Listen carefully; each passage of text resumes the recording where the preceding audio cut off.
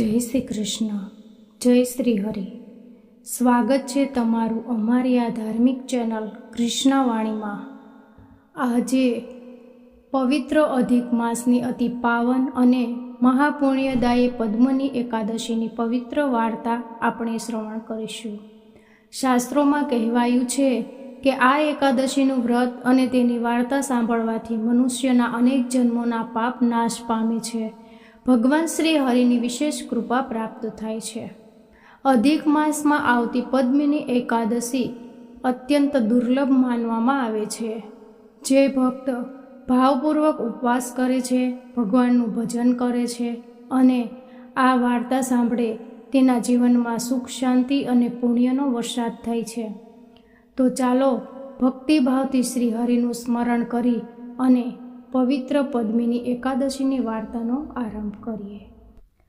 હિન્દુ સંસ્કૃતિમાં અગિયારસ કે એકાદશીનું ખૂબ જ મહત્ત્વ છે. આવા હિન્દુ પંચાંગ અનુસાર વર્ષમાં 24 એકાદશીઓ આવે છે, પરંતુ અધિક માસને કારણે 2 એકાદશી વધે છે, જેને પરમાં અને પદ્મિની એકાદશી કહેવામાં આવે છે અને આ બંનેનું ખૂબ જ મહત્ત્વપૂર્ણ છે.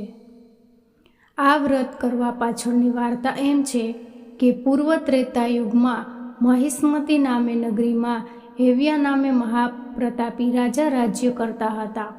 કેટલાક સમય બાદ આ રાજાના વંશમાં કૃતવીર્ય નામે એવા બળિયા રાજા થયા કે તેને 1,000 રાણીઓ હતી.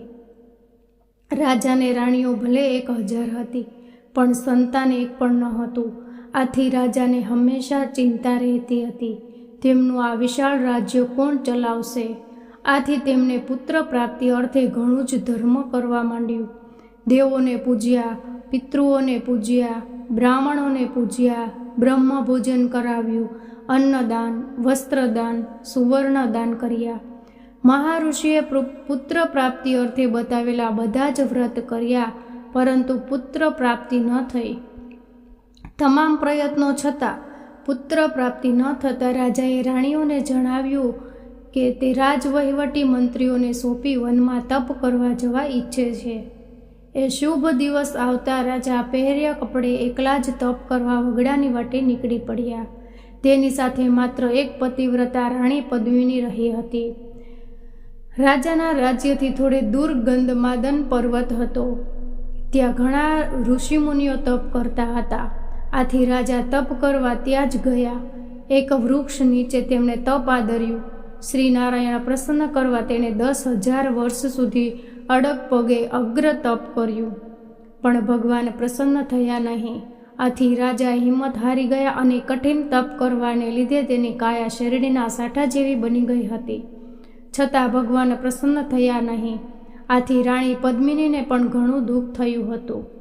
સદભાગ્યે મહાસતી અનસુયા રાજાના તપસ્થળ પાસેથી પસાર થયા.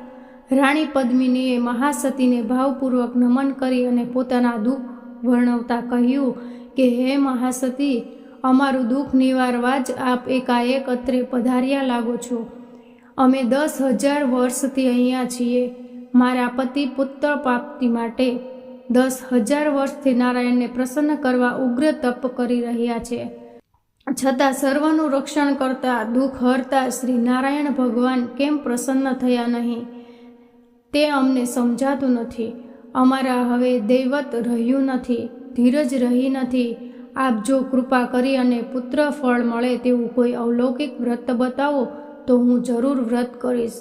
પદ્મિની વિનંતી સાંભળી અને મહાસતી અનસુયાએ કંઈ કર્યા વગર વિચારી અને કહ્યું કે હે પતિવ્રતા પદ્મિની, પુરુષોત્તમ માસની સુદ પક્ષની એકાદશી જે પદ્મિની એકાદશી તરીકે ઉજવવામાં આવી છે, તે દિવસે સવારે સ્નાન કરી ઉપવાસનો સંકલ્પ કરવો.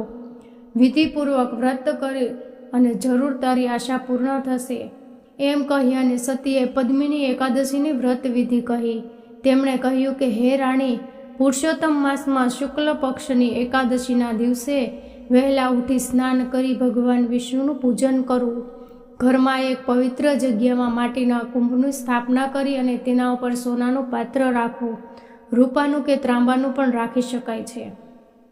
ત્યાં વિષ્ણુ ભગવાનની સ્થાપના કરી ભાવપૂર્વક પૂજન કરી અને નૈવેદ્ય ધરાવવું, દીવો કરી અને આરતી ઉતારવી, ત્યારબાદ ભજન કીર્તનમાં દિવસ વિતાવવો.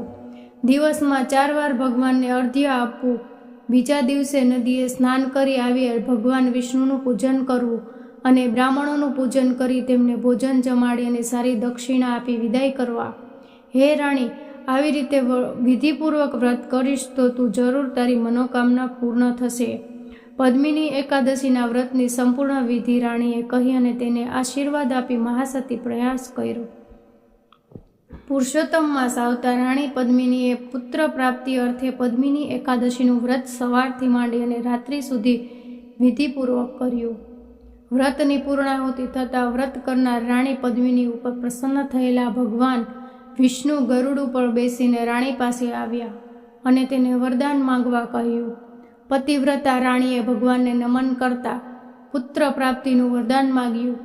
અંતે પોતાના મનોરથ સિદ્ધ થઈ અને જાણી રાજા રાણી અતિ હર્ષિત થઈ અને પોતાના રાજ્યમાં પાછા ફર્યા અને રાણી પદ્મિનીએ 9 માસ પછી અતિ તેજસ્વી એવા પુત્રને જન્મ આપ્યો.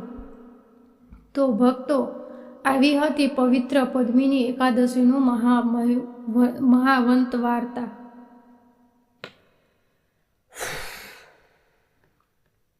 તો ભક્તો, આવી હતી પવિત્ર પદ્મિની એકાદશીની મહિમાવંત વાર્તા.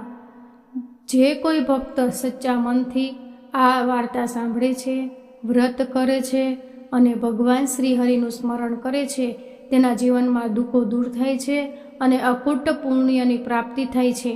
ભગવાન પુરુષોત્તમ આપ સૌના જીવનમાં સુખ, શાંતિ, ભક્તિ અને સમૃદ્ધિ વરસાવે તેવી પ્રાર્થના. જો તમને આ પવિત્ર વાર્તા ગમી હોય તો મારા વિડીયોને લાઈક, શેર અને અમારી કૃષ્ણાવાણી ચેનલને સબસ્ક્રાઈબ જરૂર કરજો. ફરી મળીએ એક નવી પવિત્ર કથા અને કૃષ્ણવાણી સાથે. જય શ્રી કૃષ્ણ. રાધે રાધે. જય શ્રી હરિ.